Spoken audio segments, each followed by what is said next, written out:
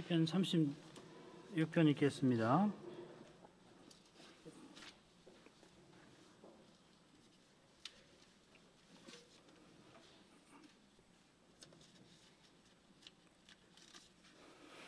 시편 36편 여호와의 종 다윗의 시 영장으로 한 노래.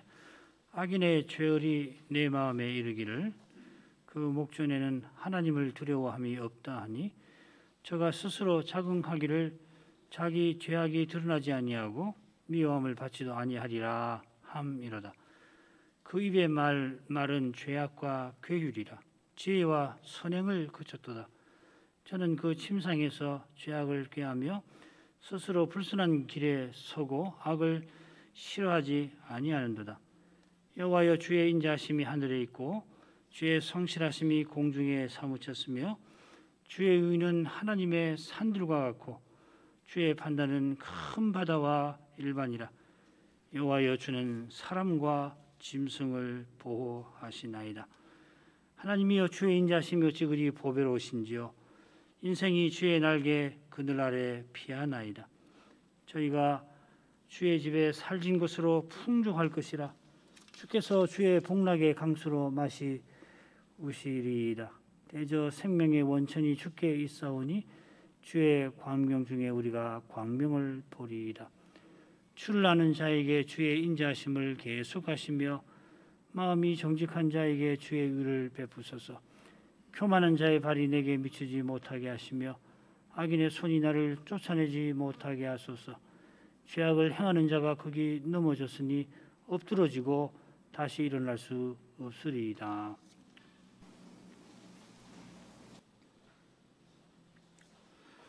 우리가 지난주에 하나님의 선한 창조를 살폈습니다. 하나님께서 아무것도 없는 중에서 말씀으로 만물을 창조하셨고, 그래서 창조하신 만물이 하나님 보시기에도 심히 좋았는데, 특별히 하나님께서 하나님 형상대로 사람을 지으시되 남자와 여자로 지으셨습니다. 하나님의 형상대로 사람을 지으셔서 하나님의 자녀답게 하나님을 가까이하며 또 피조물을 다스리게 하신 것입니다. 사람들의 온갖 짐승을 다스리게 하신 그 하나님이시니 당연히 모든 피조물과 그 모든 활동을 통치하십니다. 이것이 오늘 우리가 살필 하나님의 섭리입니다. 하나님께서 만물을 선하게 창조하신 그 뜻을 친히 이루시는 것입니다. 그 뜻과 목적이 지난 시간 살핀 하나님의 작정이 됩니다. 이 작정을 하나님께서 선한 창조와 거룩한 섭리로 이루어 가시는 것입니다.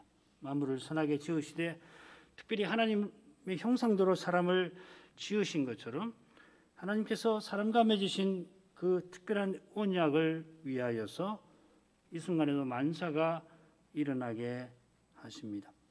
이날 우리가 이처럼 살고 숨쉬고 기도하면서 하나님을 경배하고 그 이름을 부르며 거룩한 사귐을 나누는 것은 전적으로 하나님께서 그 언약을 친히 이루시는데 이를 위해서 만사를 친히 만물을 보존하고 다스리시는 거기에 있습니다. 하나님께서 우리의 아버지로서 모든 일이 일어나게 하시는 것입니다.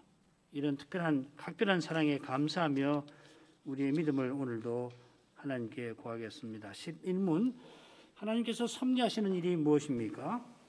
하나님께서 섭리하시는 일은 모든 피조물과 그 모든 활동을 가장 거룩하고 지혜롭고 능력 있게 보존하시며 통치하시는 것입니다.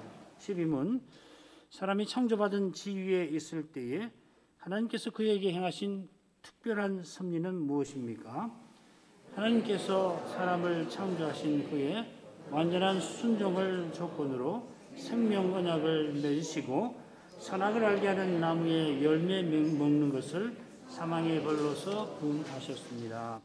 우리가 세 가지 주제를 통해서 하나님의 섭리를 오늘 조금 생각하겠습니다. 첫째로 하나님께서 모든 피조물과 그 모든 활동을 보존하고 통치하십니다. 둘째로 하나님께서 창조하실 때 사람과 생명 언약을 특별히 맺으셨습니다. 셋째로 하나님이 그 언약을 친히 이루려고 지금도 섭리하십니다. 하나님의 섭리는 하나님의 작정만큼 우리의 생각과 경험을 훌쩍 넘었습니다. 하나님은 거룩하십니다. 여전히 다가가지 못할 빛 가운데 거하십니다마는 그 빛에 영원히 가까이 나오게 하십니다. 이 신비한 것이죠. 영원히 그 영광 가운데 나아가는 순간마다 우리는 장차 여전히 하나님이 다가가지 못하는 분이심을 깨닫게 될 것입니다. 이것이 그때는 즐거운 신비가 되고 신비한 즐거움이 될 것입니다. 흔히 철학이 경이에 놀람에 의해 시작되었다 말하는데요. 아리스토텔레스 현이상학이라는 책에 이런 말이 나오는데 장차 주의 영광을 매 순간 뵙고 진정한 경의에 이끌려서 우리가 온전한 신학에 나아가게 될 것입니다. 그 신학은 당연히 성령일 것입니다. 하나님의 영광을 찬송하는 것일 겁니다. 그 성령은 사랑과 섬김으로 이어질 것입니다. 지금도 하나님을 뵙는 예배와 이웃을 사랑하는 섬김을 통하여 하나님의 섭리를 제대로 깨닫는 겁니다. 이 섭리라고 하는 말은 우리말에도 만물을 다스리는 원리라 하는 뜻을 갖고 있는데 하나님의 섭리는 하나님의 영광을 뵙는 거기서 비로소 깨닫고 너무 신비한 것이니까 생각해서는 깨달을 수 없고 하나님 영광을 뵈면 아 하나님은 섭리하시는 분이구나. 그러고서 깨달은 사람은 사랑의 섭리에서 사랑의 섬김에서 삶에서 하나님의 섭리를 맛봅니다. 잘 아시는 대로 요셉이 형들을 용서하고 섬기는 거기서 하나님이 자기를 언약의 후사로 세워서 형들의 미움을 받아 이집트로 보내신 뜻을 깨달았던 것입니다. 요셉이 형들이 회개하는 것을 보고 언약 백성을 구제할 때 품었던 바로 그 심정으로 우리가 섭리를 제대로 말할 수가 있습니다. 뭐든지 일이 벌어지고 나고 그리고 벌어지고 난 다음에는 뭐 별 수 없다 하고서 그런 심정으로 하나님의 섭리를 말하는 경우를 많이 보는데 그것은 운명의 힘에 이끌려 가지고서 자기 아버지를 죽이고 자기 어머니와 혼인했다라고 하는 오이디푸스 경우가 근본적으로 다를 게 없어요. 신자들이 섭리를 이렇게 말하면은 운명론하고 똑같은 것이라고요. 섭리는 그런 거 아닙니다. 섭리하시는 하나님은 그리스도 안에서 우리의 아버지, 내 아버지시다 고백하는 것입니다. 그리스도 안에서 우리를 선택하신 하나님이십니다. 그리스도를 믿는 믿음으로만 하나님의 섭리를 바르게 고백하는 것입니다. 증거구절 가운데 한 본문을 살피면서 이런 내용을 좀 더 생각해 보시죠. 히브리서 1장 3절이 거기 있는데 읽겠습니다. 이는 하나님의 영광의 광채시요 그의 본체의 형상이시라. 그의 능력의 말씀으로 만물을 붙드시며 죄를 정결케 하는 일을 하시고 높은 곳에 계신 위엄의 우편에 앉으셨느니라. 지난 시간에 하나님의 선한 창조를 살피면서 바로 앞에 1장 2절에 나오는 말씀을 1장 3절과 붙여서 우리가 생각했지요. 하나님의 형상이신 그 아들로 말미암아 하나님이 만유를 지으셨습니다. 그처럼 이 아들은 능력의 말씀으로 자기의 능력의 말씀으로 만물을 붙들고 계십니다. 섭리하시는 분이십니다. 이 교훈을 우리가 잘 받기 위하여서 이 말씀들이 나오는 줄거리를 살펴보도록 하십시다. 1절부터 4절까지를 한 단락으로 볼 수가 있을 거예요. 1장 1절부터 2절 초반에는 하나님의 아들은 선자보다 지극히 뛰어나신 하나님의 계시의 전달자이시다 하는 것을 전하죠. 그러고서는 그 아들에 대해서 쭉 설명하는데 먼저는 만유의 후사이시다. 그런 다음에 이 아들로 말미암아 만물을 창조하셨다. 이 아들은 창조주라 이 말이죠. 아버지와 함께. 그리고 가운데 이 아들은 하나님의 영광의 광채이시고 그의 본체의 형상이신 분이다. 아버지 아들이시단 말이죠. 그리고 그 다음에 이 아들은 자기의 능력의 말씀으로 만물을 섭리하시는 분이다. 그리고 그 다음에는 죄를 정결케 십자가를 지시고 이제 아버지 우편에 앉아 계시는 그리스도이시다. 그러고서 1장 4절에는 그분은 천사들보다 구약의 계시 전달자인 천사보다 훨씬 뛰어나시다. 비할 수 없이 뛰어나다. 이게 줄거리입니다. 첫째로 이 줄거리는 뭘 우리에게 보여주냐면 이 본문이 계시 전달자에 관한 주제를 다루고 있다는 것을 잘 보여줍니다. 하나님이 옛적의 선자들로 여러 부분과 여러 모양으로 말씀하셨는데 이 모든 날 마지막에는 아들로 말미암아 우리에게 말씀하셨습니다.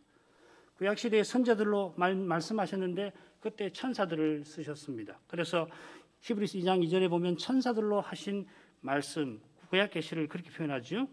그리고 갈라디아서 1장 19절에도 율법은 천사들로 말미암아 베푸신 것이다 하였습니다. 반면에 하나님께서 정하신 그때가 다 찼을 때에 아들을 세상에 보내셔서 하나님이 이 아들로 말씀하셨습니다. 그래서 전에는 이 아들을 보내기 전에는 이 아들을 예언하기 위해서 여러 부분 여러 모양으로, 그래서 부분적으로 예비적으로 말씀하셔야 했는데 이제는 아들로 말미암아 완결적이고 최종적으로 말씀하셨습니다.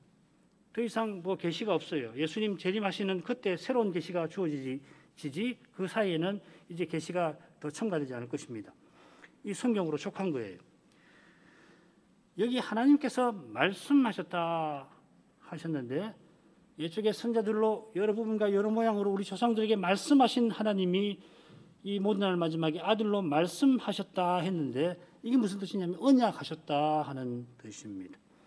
선자로 말씀하신 것이 옛 언약이라고, 첫 언약이라고 하고, 그 다음 아들로 말씀하신 것을 새 언약이라고 히브리서는 부릅니다.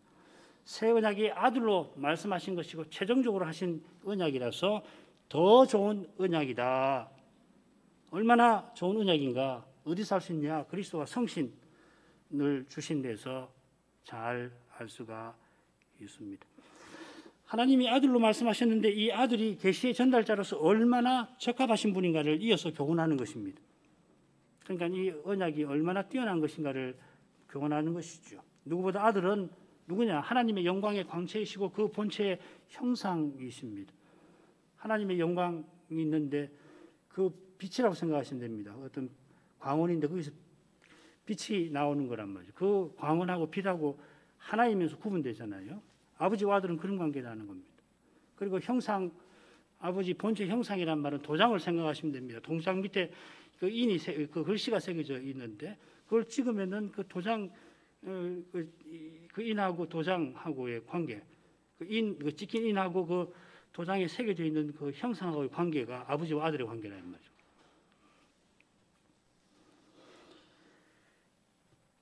아들만큼 아버지와 그 뜻을 전달하는 일에 적임이 없다 하는 말입니다. 우리 주님도 아들과 그의 소원대로 계시를 받는 자 외에는 아버지를 아는 자가 없다 하시고, 그래서 나를 본 자는 아버지를 보았다 하셨습니다.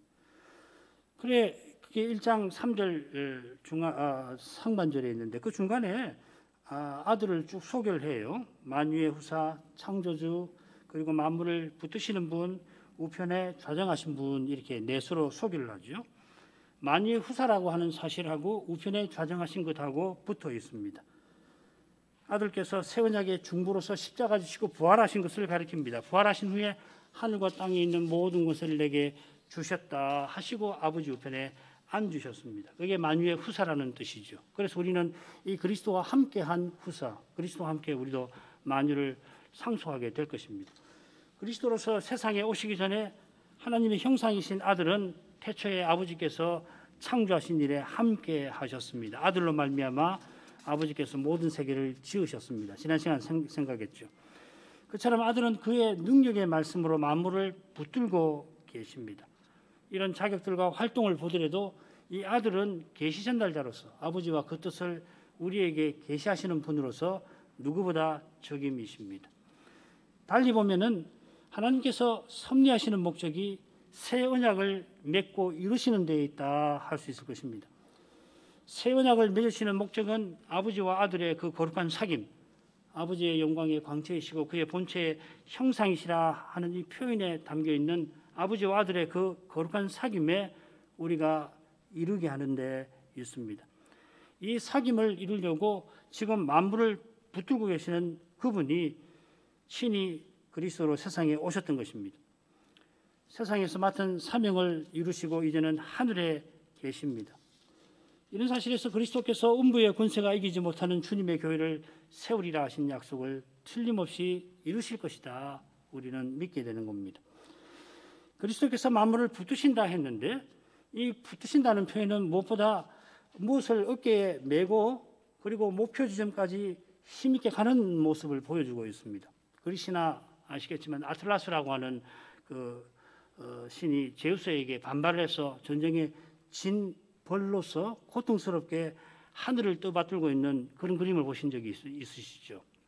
그러나 성자께서는 친히 지으신 만물을 자기 어깨에 딱 메시고는 친히 사랑 가운데서 정하신 목표를 향하여 이 만물을 이끌어가고 계십니다. 세상 오시기 전에도 성자께서는 이 일을 신실하게 행하셨습니다. 얼마나 신실히 행하셨는가. 인생의 그 많고 많은 죄와 그로 말미암아 헤아릴 수 없는 그 많은 악에도 불구하고 세상이 유지되게 하셨습니다. 오늘 이 하루도 얼마나 많은 악이 이 세상에 있는지 모릅니다. 코로나19로 말미암아 1년 넘게 실로 많은 사람이 큰 고통과 어려움 가운데 있습니다마는 성자께서 세상을 붙들어 주실 뿐만 아니라 창조하신 목적, 구원하신 목적을 위하여 만사가 이루어지게 하시는 것입니다. 이 공간에 떠도는 그 무수한 먼지 하나하나도 제 멋대로 움직이지 아니하게 하십니다. 우리가 손대지 못하는 그러한 일들도, 우리가 영영 풀지 못할 것 같은, 평생 풀려고 해도 풀 수 없는 그런 문제들도 우리 주님 섭리하시는 성자의 손안에 있습니다. 주님께서 그의 능력의 말씀으로 우리의 모든 일을 돌보십니다. 태초에 하나님이 빛이 있으라 하시니 그대로 빛이 생겼듯이 우리 주께서 명령하시면 만사가 그 명령을 따라 이루어진다 하는 말씀입니다. 오늘 일어나는 모든 일이 이 성자의 그 능력의 말씀, 명령을 벗어나서 이루어진 일이 단 하나도 없습니다. 그렇다면 주님이 약속하신 그 복된 약속이 이루어지지 못하게 막는 일이 하나도 없는 것입니다. 당장에는 현실이 말씀대로 이루어지지 않는 것처럼 보일지라도 마침내 그 말씀대로 만사가 이루어지고야 말 것입니다.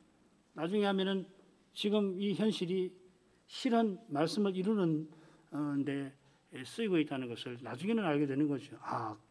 지금은 그렇지만 나중에서는 그때 그 일이 그래서 일어나는 것이구나 알게 하실 것입니다. 말씀을 적는 길에 고난을 받지만은 사실 그 고난이 말씀이 이루어지는 가장 생생한 증거예요. 요셉이 보디발의 아내의 유혹을 물리쳐서 옥살이를 하지만은 그 옥살이를 통하여 그가 언약의 후사로 세움받은 사명을 이루는 길이 활짝 열리게 하셨습니다. 너무도 잘 아시는 내용이니까 설명하지 않아도 될 것입니다. 인생은 본래 앞을 보지 못하게 지원받았으니 주님의 손에 장래를 다 맡기고 다만 그때그때 주의 말씀이 보이시는 그 길을 보이시는 걸음을 그 길을 걸어갈 뿐입니다. 주의 말씀은 내 발의 등이요 내 길의 빛이니이다. 말씀하신 주님께서 그 걸음이 저 영원한 목표로 틀림없이 나아가도록 만사가 일어나도록 명령하시는 겁니다. 다 헤아릴 수가 없어요. 보여주신다고 하더라도 우리는 깨달을 수가 없는 거라고. 좀 앞을 보여주시면 얼마나 좋을까. 내 인생을 살아가기를 주의 뜻대로 살아가기를 바라는데 젊을 때 특별히 좀 알려주시면 얼마나 좋을까. 내가 훨씬 더 순종할 텐데 그런데 알려주셔도 뭐 헤아릴 수 없는 것입니다. 사람 모르는 거예요. 그거 어떻게 하느냐. 오묘한 일은 하나님의 손에 있고요. 오묘한 일은 우리가 손이 하나님 손에 있는 거고 우리는 다만 그분의 말씀을 쫓아서 순종하는 거예요. 그러면은 순종한 그 사람에게는 틀림없이 그 오묘한 일이 우리의 구원에 유익이 되게 하시는 거란 말이죠. 모르는 겁니다. 그러니까 어떻게 해야 되느냐. 매 순간 하나님 말씀을 쫓아 사는 거예요. 그래서 하나님 말씀 보시면 글로 가는 거라고요.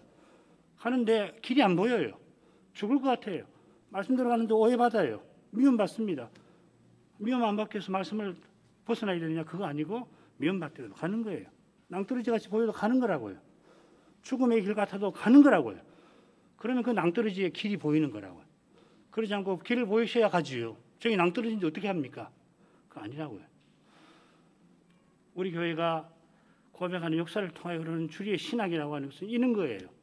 이런 신앙을 우리도 믿었고 이전에 선조들도 믿었고 우리가 존경하는 신앙의 선배들도 믿고 구약의 신앙의 인물들이 그렇게 산 거라고요. 그래서 우리가 오늘도 아이아시 교회에 있는 거라고요. 이 신앙을 버리면 안 돼요. 이 신앙으로 살기 위해서 부름을 받았으니까 우리 현실이 어떻든지 간에 이 현실, 이 말씀대로 이 신앙을 가지고 살아가는 것이 중요한 거라고요. 둘째 주제로 가겠습니다. 이 주제는 첫째 주제에서 다룬 것이기도 합니다. 하나님께서 태초에 특별히 섭리하신 일입니다. 이 일을 잘 알아야 하나님이 세상을 어떻게 무엇을 위하여 다스리시는지를 깨닫게 될 것입니다. 이 특별히 섭리하신 일, 특별한 섭리를 우리가 생명언약이라 흔히 행언약이라도 합니다만은 소위 문답에서 가르치는 대로 생명언약이 저는 더 좋다고 생각합니다. 그러나 용어가 얼마나 대수겠습니까? 용어보다 더 중요한 것은 내용을 바로 하는 것이겠죠. 창세기 2장 16, 17절 읽겠습니다. 여호와 하나님이 그 사람에게 명하여 가라사대 동산 각종 나무의 실과는 네가 임의로 먹되 선악을 알게 하는 나무의 실과는 먹지 말라. 네가 먹는 날에는 정령 죽으리라 하시니라. 지난 시간에 창세기 2장에 기록된 하나님의 창조를 둘째 주제로 살폈죠. 하나님 지으신 모든 것이 보시기에 심히 좋았습니다. 하나님이 온갖 선한 것을 지으신 뜻이 바로 이 생명 언약에 나옵니다. 하나님이 그 사람 아담에게 명하여 이르셨습니다. 앞서 히브리서 1장 1, 2절에서 하나님이 말씀하심이 무슨 뜻인가 살핀 대로 언약하셨습니다. 그래서 호세아 6장 7절 보면 아담처럼 언약을 어기고, 그래서 하나님이 아담과 언약을 맺으셨다는 것을 이런 말씀을 통해서 우리가 비추어 알 수가 있습니다. 하나님이 말씀하시니 사람은 듣는 자가 되었습니다.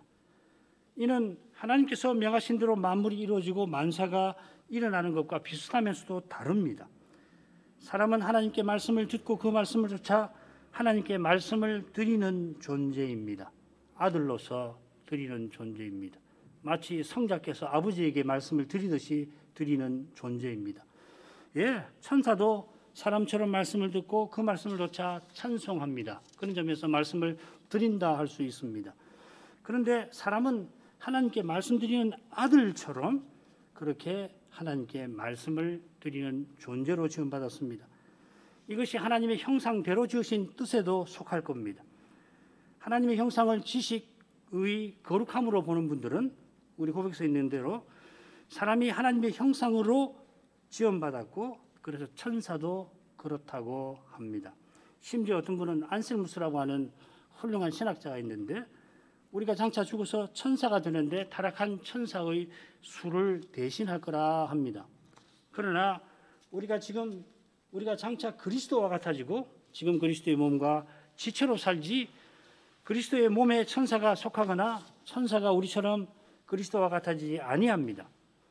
그처럼 하나님께서 사람을 하나님 형상대로 지으시되 남자와 여자를 지으셨습니다.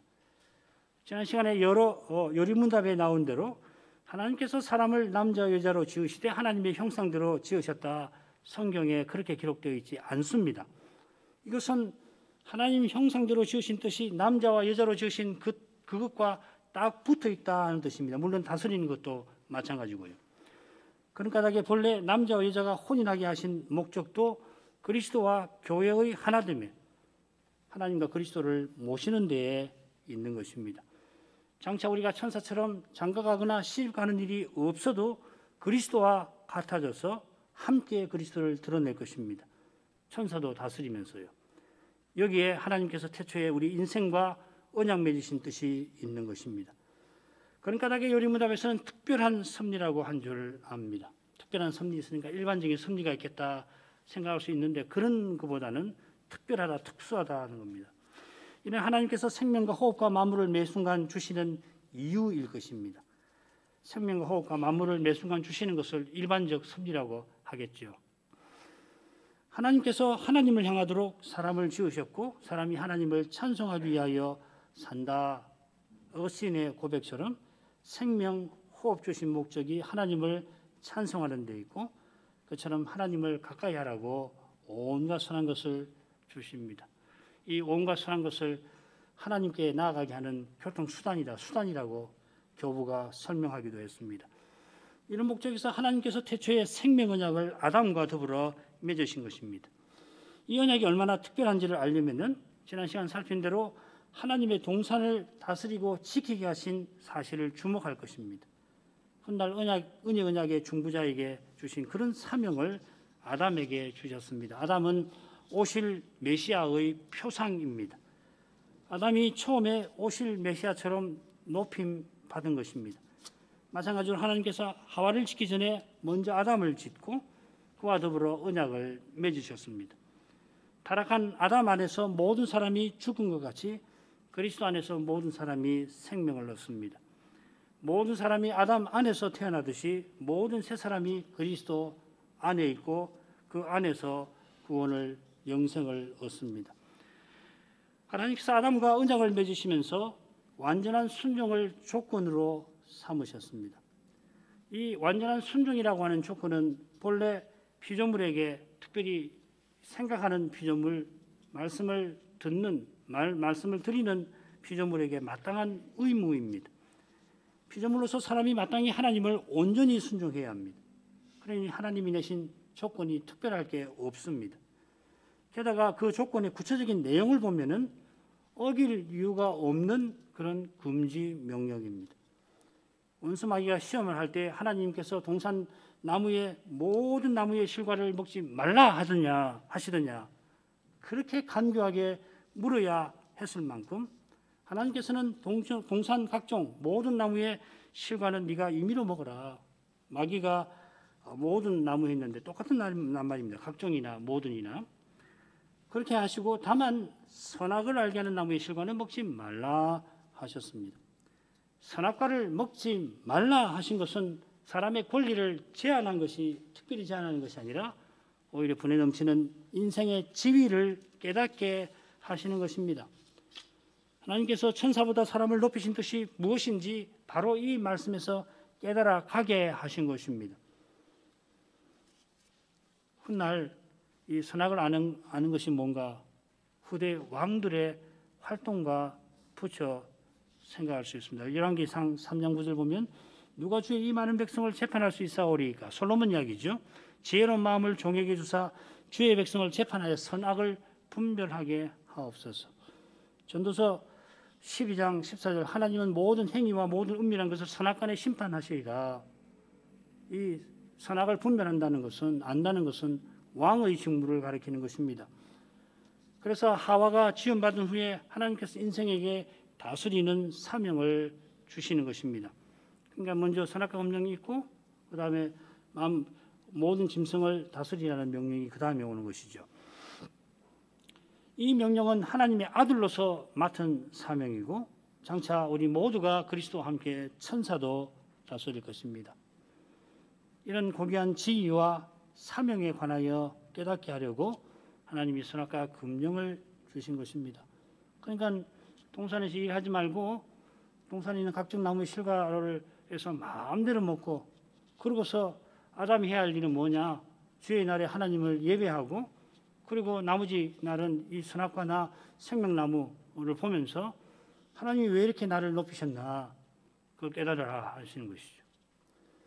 그러니 아담이 이 명령을 받들지 아니할 이유가 하나도 없습니다. 오히려 반대입니다. 이게 잘 이해가 안 되는 이유가 뭘까요? 그게 바로 우리가 죄가 있다는 증거입니다. 이게 왜 이해가 안 되는가? 하나님 말씀 보면은 아담이 어길 일이 하나도 없어요. 그런데도 이런 이야기 하면은 아닌데? 그런 마음이 든단 말이에요. 그게 뭐냐면 우리가 죄 있다는 증거입니다. 죄로 말미암아 우리의 생각이 얼마나 어두운지 몰라요. 그러니까는 논리라고 하는 것이 이상하게 돌아가는 거거든요. 제일 중요한 논리라고 하는 것은 근거가 있어야 되잖아요. 근거를 빼버리면은 3단 논법 가지고 희한한 걸 다 만들 수 있습니다. 중요한 건 대전제예요. 하나님이 세상을 왜 창조하셨나? 하나님이 어떤 분이신가? 어떤 사랑으로 이 세상을 지으시고 인생을 높이셨나? 이것을 분명하게 알고서 논리를 펼치면은 아이고 왜 지었을까? 왜 아담과 하와가 이 선악과 금령을 어겼을까? 당장 이렇게 묻게 되는 거라고. 희한한 일이구나. 사람이 죄 짓는 것이 이게 너무도 이상한 일이구나. 알 수 없는 거구나. 이런 생각이 드는데 그러지 않으면은 왜 하나님께서 사람의 권리를 제한하셨지? 당장. 그게 이제 시험에 넘어가게 되는 원인도 이유도 되는 거죠. 그 정도 하십시다. 마찬가지입니다. 장착하면은 천국에 가면은 하나님을 믿지 않을 이유가 내 생에 단 하나도 없었구나. 하나님을 믿을 이유가 내 삶의 전부가 하나님을 믿도록 하였구나. 그걸 알게 될 것입니다. 더욱이 생명 언약이라는 표현에 담긴 대로 아담이 마땅히 드릴 순종을 하나님께 드리면은 하나님께서 영원한 생명을 그에게 주실 것입니다. 이 영원한 생명이 얼마나 고귀한 건가 방금도 생각했지요. 우리가 그리스도를 믿어서 새 생명을 받아도 죄와 죽음의 현실에서 얼마나 슬픔과 괴로움을 맛보는가 생각해 보면은 장차 영원히 하나님 뜻을 놓쳐서 천사도 다스리게 하신 약속이 얼마나 복스러운지 모릅니다. 그런 복스러운 약속이 이 선악과 긍정에 이미 담겨 있었습니다. 그처럼 이 약속의 실로 복스러움은 하나님이 이 언약을 친히 이루려고 섭리하고 계신다, 다스리고 계신다는 사실에 있습니다.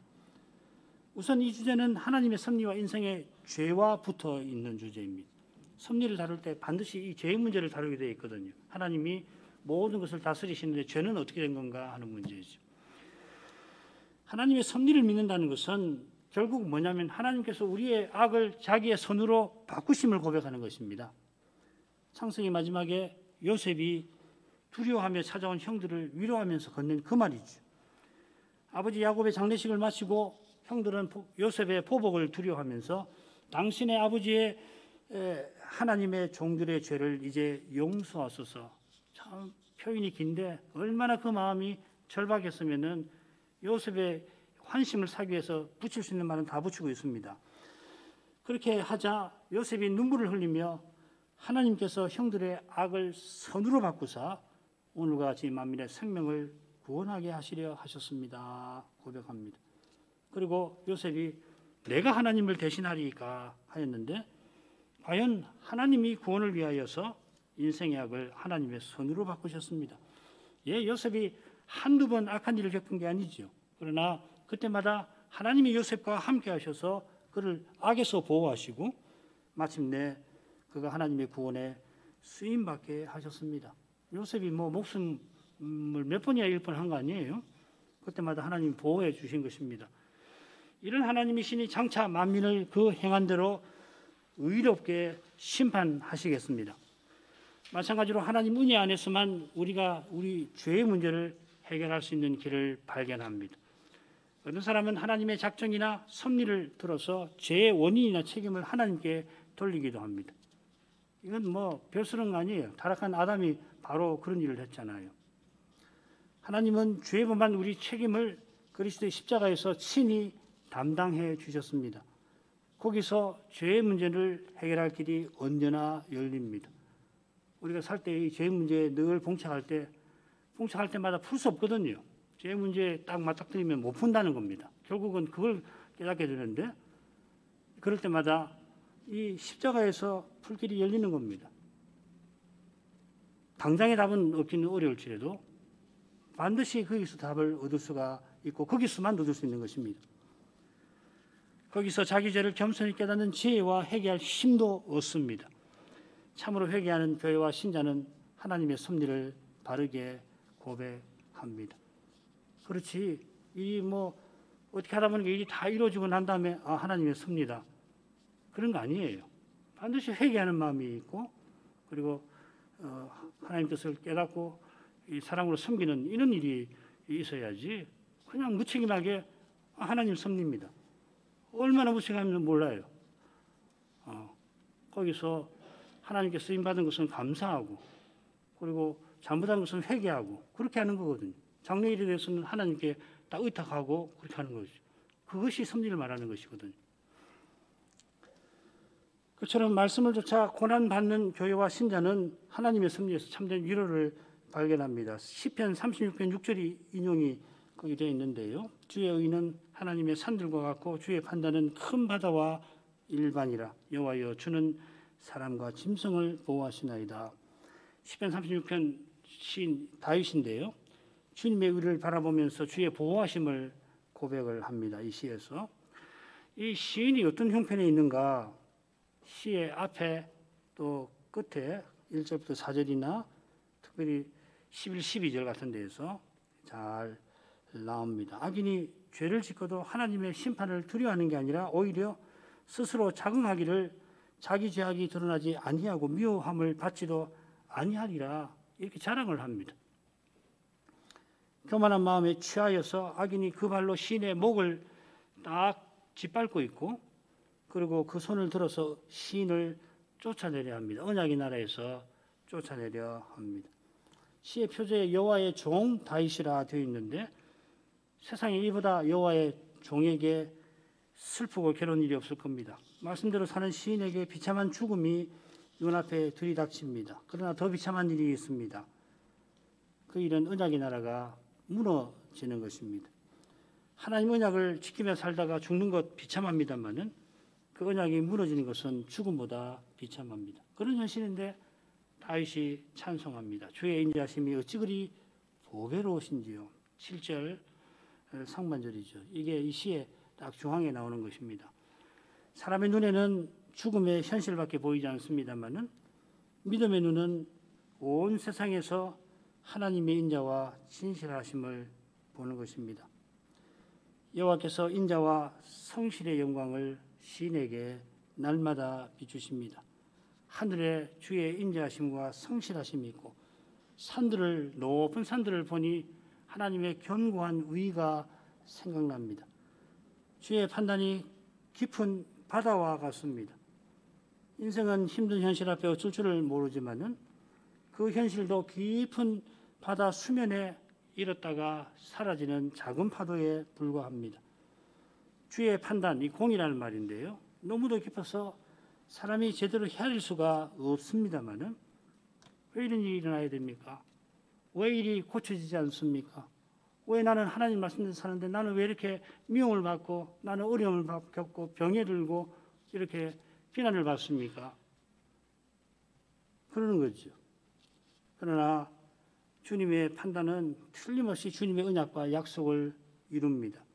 사람의 얕은 생각에는 교만한 악인이 당장 넘어지고 망해야 좋을 것 같은데 하나님은 교만과 악을 철저히 완전히 없애려고 당장에 그냥 두십니다. 사람의 조급한 생각에는 악인의 교만을 그냥 두면은 당장 세상이 무너질 것 같습니다. 자기가 죽을 것 같으니까요. 세상도 무너질 것 같습니다만은 그런데도 하나님은 여전히 그날도 사람과 짐승을 보호하십니다. 아침이 밝자마자 염려가 기다렸다는 듯이 들이닥치고 그러니 얼른 저녁이 되었으면 하지만은 저녁이 되어 어둠이 내리듯이 근심은 이미 마음을 차지하고 있어 아침이 속히 되었으면 그렇게 우리가 말할 때가 종종 있습니다. 가끔씩 있죠. 그런 날에도 아침은 어김없이 밝아오고 어둠이 내리는데 하나님의 성실하심 때문에 그렇습니다. 성실하신 하나님께서 그 사랑으로 염려하는 우리를 붙들고 계십니다. 시인이 주의 인자하심을 깨닫고 인생이 주의 날개 그늘 아래 피하나이다 합니다. 큰 위험 앞에 벗어날 뿐만 아니라 주께서 살찐 것과 복락의 강수를 먹고 마시게 하실 것이다. 완전한 구원을 베푸실 것을 바라봅니다. 이 복된 구원을 이루시기 위하여 여호와께서는 시인들로 고난받게 하셨습니다. 믿음으로 걷는 길에서 고난받는 그 사실이 실은 하나님께서 섭리하시는 생생한 증거입니다. 고난을 받지 않는다면 이상한 일이에요. 그건 천국에서나 가능한 일이고 이 땅에서 하나님 말씀대로 사는데 고난이 없고 환난을 당하지 않는다면 그건 너무도 이상한 일이라고. 하나님이 다스리지 않으시는 거예요. 반대로 신자가 고난을 받는 이유가 뭔가 왜 환난을 당하는가? 하나님 나라에 들어가게 하시기 위해서 그러는 것이거든요. 하나님의 이 섭리가 하나님은 틀림없이 다스리신다 하는 이 확신이 고난받는 교회에게 참된 위로와 기쁨이 될 것입니다. 오늘 이만큼 하죠. 거룩하신 하나님께서 거룩하셔서 인생은 주의 길과 통치를 능히 헤아리지 못합니다. 하나님께서 요셉을 통하여 이스라엘을 기근해서 더욱이 형제를 미워하여 죽이는 그 죄에서 건지신 것은 요셉이 고백한 대로 하나님께서 그 형들의 악을 하나님의 선으로 바꾸신 까닭입니다. 원수였던 우리를 위하여 하나님이 친히 사람 되시고 십자가를 지신 덕분입니다. 주께서 예비하신 이 은혜는 사람이 마음으로 생각하지 못한 것이라 전한 이사야의 교훈이 참되고 진실합니다. 오직 하나님께서 친히 생각하셨고 생각하시는 것을 이루셨습니다.